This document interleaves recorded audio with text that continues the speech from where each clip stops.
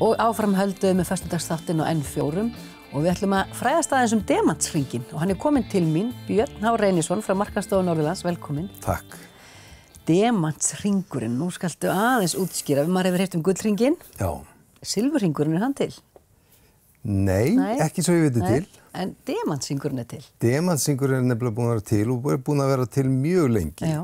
Í raun og veru þetta framtak heimamanna og má að mörguleiti að segja svona mótvægi við gullhringum. Já. En þarna voru heimamenn sem ákváðu að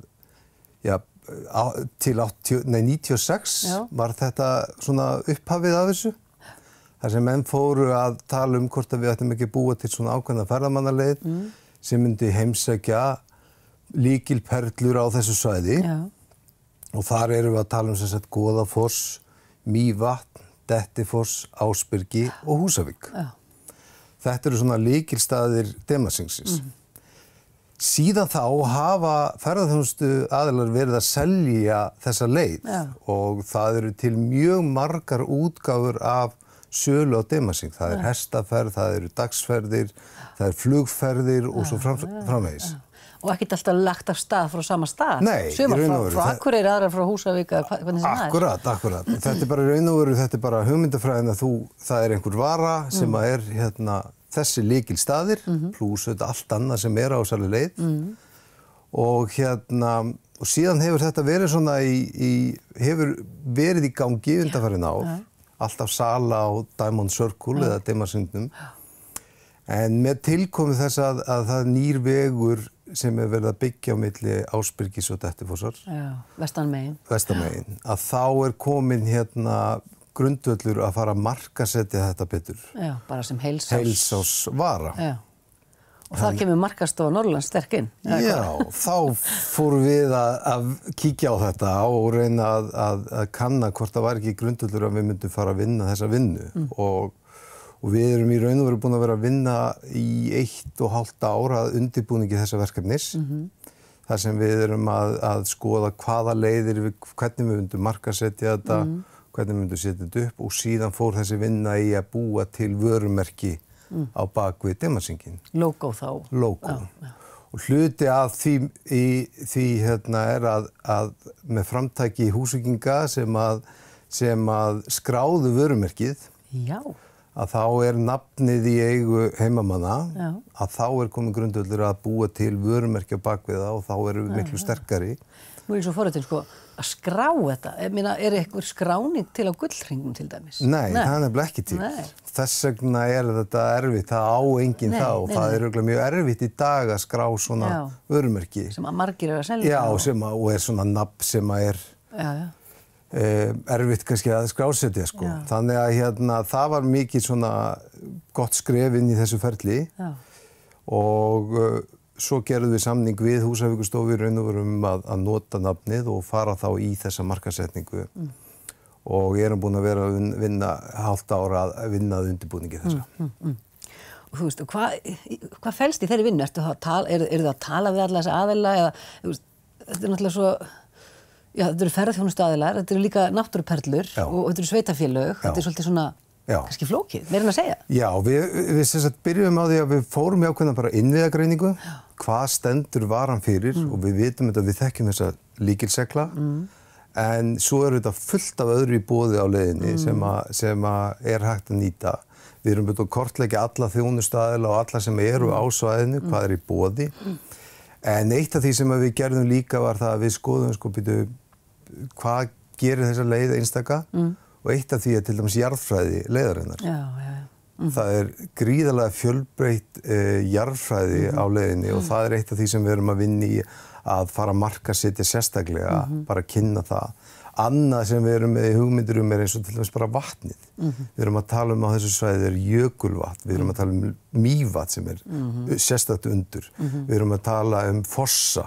Og allt heita vatnið. Já, Dettifoss, það er ekki smáræðis. Aflmesti foss í Evrópu. Og svo erum við að tala heita vatnið og svo framvegis. Og við erum með jarðböð og sjóböð á leiðinni. Þannig að Það alveg fullt af tækifærum til þess að pakka þessari vöru mjög skemmtilega inn og við töldum það besta væri að við myndum búið til ákveðið vörumerki á bakvið það sem að myndi vera hægt að nýta í markaðssetningu bæði fyrir okkur og svo heimamenn og þeir sem að selja þessa vöru. Og þetta náttúrulega fullt af fólki sem að selja vöruna. Já, rosalega margir. Ég hætti að telja þegar ég googlaði hversu margir að selja Demasings's vöru. Ég var komin upp í 17 mismunandi vörur sem eru bara í boði nú þegar. Þannig að, en það hins vegar þannig að þetta hefur ekki verið markaðsett og það ekkert allir sem að þekkja þetta. Þannig að með því að vera komið með vörumerki á bakvið það og heimamenn með okkur í þetta, að þá getum við farið að markaðsetta þetta. Og hvað gerist þá? Farið þið þá bara á fullt á öllum miðlum svona, internetinu? Já. Hvað það sem gerist svo? Já, þá gerist það, þá bara getum við farið að segja almennilega frá vörun út af því við teljum að varan sé tilbúin til þess að vera í boði. Við erum svo sem ekki alveg búin að fá vegagerðina og okkar band með að hafa vetrarþjónustu þarna, en við teljum að ná góða líkur á því. Það framtíðin. En hins vegar það að við munum auðvitað fara bara, það heimasíða, það að fara á sýningar erlendis. Allar sölusýningar, heima og erlendis. Já. Og svo að heimamenn hjálpi okkur með í að markaðsetja vöruna hjá sér á sinni heimasíðu. Takið við þessu logói, takið boltan svolítið með okkur. Já, takið boltan með okkur í þessu verkefni. Ekki gaman að sjá fyrir endan, eða kannski það að sjá bara, einmitt núna þetta að fara að byrja, en þetta er svona að þið sjá fyrir endan ákveðnu, svona, hvað segir maður, ákveðnu hluta verkefnisins. Já, algjörlega. Sem þetta svolítið gaman. Já, þetta í raun og veru þetta þannig að við erum auðvitað, þetta svona, undirbúningurinn langur en nú förum við að framkvæma, Þannig nú erum við búin að vera að undirbúa, en nú getum við farið að framkvæma þetta. Já, þetta svona eins og kannski að byggja hús, nú búið að vera teikniborðin svolítið lengi, Akkurat, nú förum við að byggja, algjörlega. Frábært, og haldið þetta sé ekki eitthvað sem eftir að virka og slá í gegn og renna vel í mannskapinn? Það gríðarlegur áhugi og ég get bara sagt þér að bæði blaðamenn og aðilar hafa frétt af þessari vinnu og við erum í raun og veru bara búin að vera segja við erum ekki tilbúin, við viljum bara bíða þangað til að rólegir, en það mikill áhugi á að fá að kynna þessa vöru og auðvitað hefur hún verið kynnt því að hún hefur verið í boði svo lengi. Þetta í hugum Norðurstrandarleiðin, allt í einu var hún orðin hún lenti á einhverjum lista yfir bara Lonely Planet, yfir topp 10 yfir áhugaverðustu staði árið 2019 að heimsækja. Áður en þetta opnaði. Akkurat. Þannig að þetta það er svolítið erfitt kannski að toppa það, en þið kannski hljótið, nú eru þið búnir að fá það einu sinni á þessu svæði, þannig að nú náttúrulega sættu okkur ekki við neitt minna. Nei, það er þannig. Spennandi. Eru þeir eitthvað búin að gefa út núna, Nei, það er ekki búin að gefa út neitt núna